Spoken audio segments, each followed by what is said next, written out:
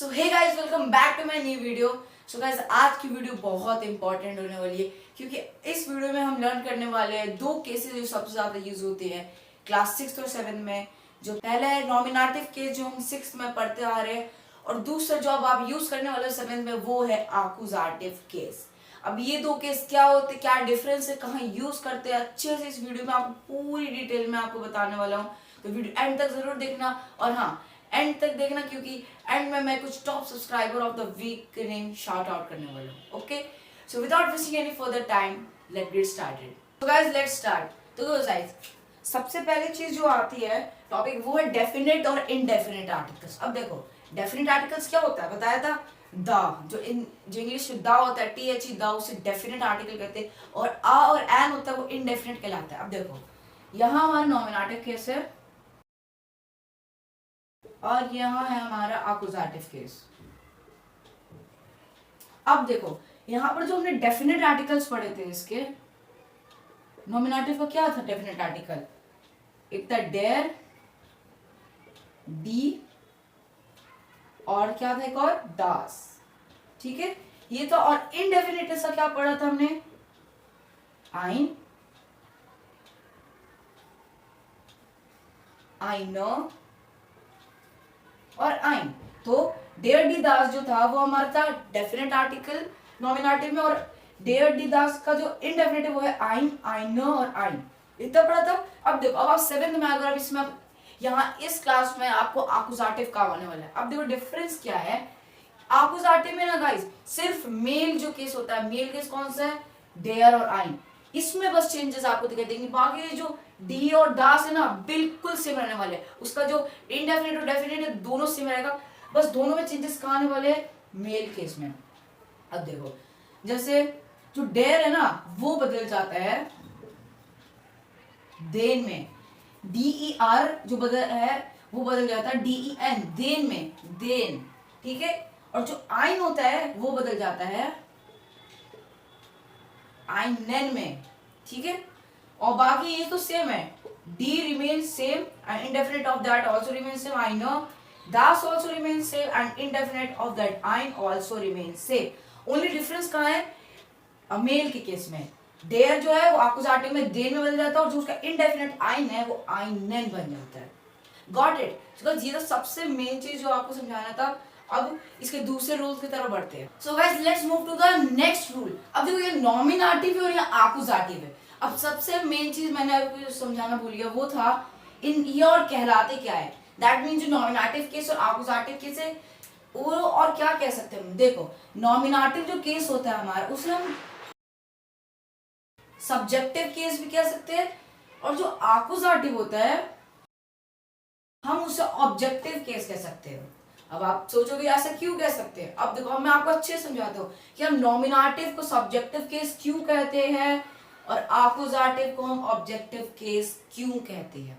अब देखो, ये तो था हमारा पहला पॉइंट। देखो, नॉमिनेटिव में क्या होता है, एक सब्जेक्ट होता है और एक वर्ब होता है, और आकुजाटिव केस में क्या होता है, एक सब्जेक्ट होता है, एक वर्ब भी होता है, बट भाई यहाँ पर एक चीज और ऐड हो जाता है, वो है एक हमारा ऑब्जेक्ट। नहीं समझ में आया? एग्जाम्पल लेते हैं।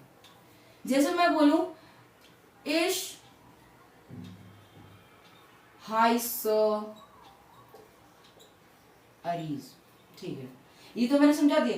इश हाइस अरीज, इसका क्या मतलब था, सेक्स में पढ़ा है, माई नेम इज अरीज। अब देखो, इसमें क्या है, सब्जेक्ट प्लस वर्ब, मैंने जैसे कहा। अब देखो, सब्जेक्ट क्या है हमारा, इश है कि नहीं, और वर्ब क्या है हमारा, हाइसन वर्ब। हाइसन जो क्या है, एक वर्ब है, पढ़ा था। ठीक है, इश क्या है, एक सब्जेक्ट, और हाइसन क्या है, एक वर्ब। तो ये क्या था, सब्जेक्ट प्लस वर्ब। अब देखो, यहाँ पर क्या है, subject plus verb plus object. अब देखो, जैसे कि मैं बोलूं इश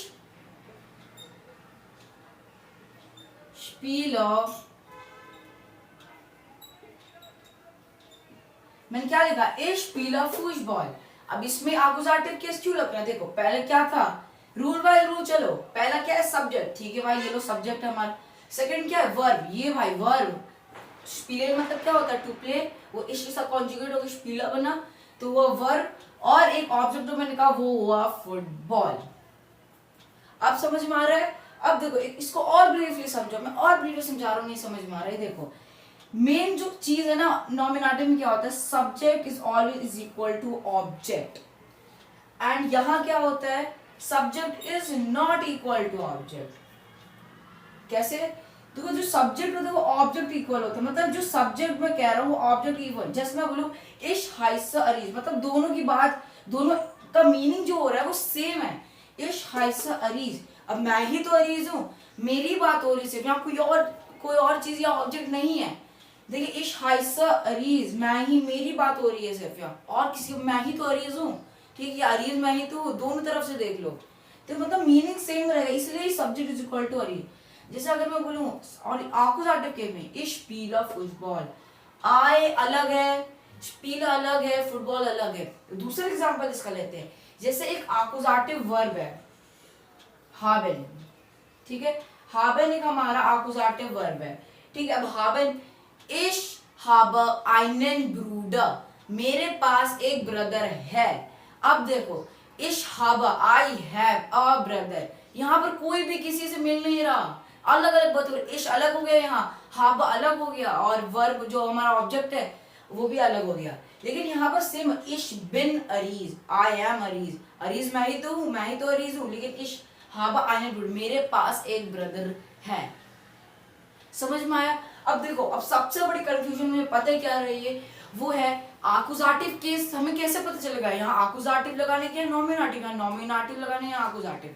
अब देखो सबसे मेन चीज जो है, हमें कुछ जो वर्ब होते हैं ना उसे लर्न करना पड़ेगा। जो वर्ब, जैसे मान लो यहाँ पर हाइसन है, अब जहां हाइसन वर्ब लगा मुझे पता है कि वहां पर नॉमिनेटिव केस लगना है, ठीक है। Object is always depend on the verb, हमें कौन सा केस लगाना है, यहाँ हमें आकुजाटिव लगाना है, नॉमिनेटिव लगाना है, डाटिव लगाना है, कोई भी केस लगाना है, वो सब डिपेंड करता है वर्ब पे। देखो जैसे हमारे यहाँ पर वर्ब क्या है, हाइसन, हाइसम, हाइसन से कॉन्जुगेट हुआ है, ठीक है। तो हाइसम वर्ब जो है वो क्या है, एक नॉमिनेटिव वर्ब है। अब जहां नॉमिनेटिव वर्ब है तो हमें पता है उसके आगे ऑब्जेक्ट वो भी नॉमिनेटिव लगाएंगे, इससे हमें याद रहेगा कि हमें कौन सा केस लगाना है। अब देखो यहाँ पर हाबन है, इश हाबा, अब ऐसे भी लिख सकते थे ना, इश हाबा I am ब्रूडर, I have brother, पर नहीं, हमें जैसे कि पता है जो हाबन है वो क्या है, एक आकुजाटिव वर्ब है। हाबन एक आकुजाटिव वर्ब है, चिपका लो अपने दिमाग में। इसीलिए यहाँ पर अब हम क्या लगाएंगे, आकुजाटिव केस। आकुजाटिव केस क्यों लगाएंगे, क्योंकि यहाँ पर हाबन लगा रहा है। हाबन क्या है, आकुजाटिव वर्ब, तो यहाँ पर आई नहीं, ये गलत होगा। हम क्या लिखेंगे आकुजाटिव केस पर, इनडेफिनिट क्या था, आई नेन हो जाएगा, डेयर में क्या हो जाएगा, आई नेन। इसलिए हमें कुछ वर्ब जो होते हैं, जैसे नॉमिनेटिव के 4-5 वर्ब वो आपको लर्न करना होगा, ठीक है। उससे आप पता लगा लो कि यहाँ पर हमें नॉमिनेटिव केस लगाना है, और आकुजाटिव के भी कुछ वर्ब है वो भी हमें लर्न करना होगा, जिससे हमें पता चल जाए वो आकुजाटिव वहां लगाना है। 7th में आप ऐसे बहुत सारे वर्ब पढ़ने वाले चैप्टर 1 में और आगे भी चैप्टर्स में, जिससे आपको पता जाए कि आकुजाटिव कहाँ लगाना। अभी आप 6th में जितने भी वर्ब पढ़े हो वो सब नॉमिनेटिव थे, ठीक है। अब आप 7th में आकुजाटिव के बारे में पढ़ोगे। तो बस ये तो मेन डिफरेंस, आकुजाटिव और नॉमिनेटिव केस कहाँ लगाना है, क्या होता है, क्यों, और सब मैंने जवाब दे दिया है इस वीडियो में। होप आपको अच्छे समझ में आ गया होगा।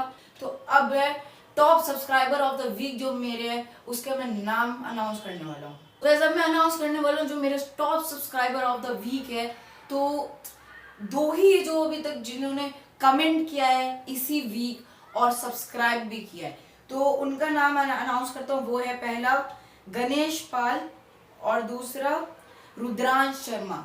Thank you for your love and support Rudransh Sharma and Ganesh Pal. So guys अगर आपको भी बनना है top subscriber of the week, तो कुछ आपको नहीं करना, नीचे एक रेड कलर का बटन होगा, उसे आपको जाकर सिर्फ क्लिक करना है और कमेंट करना है, बस ये 2 काम आपको करना है। और hit the like button as well अगर आपको आज की वीडियो अच्छी लगी हो, आपको आज की वीडियो में समझ में आया होगा, जो भी टॉपिक मैंने अच्छे से क्लियर किया, आपको पढ़ाया। We gonna meet in next video, till then auf Wiedersehen und bis bald।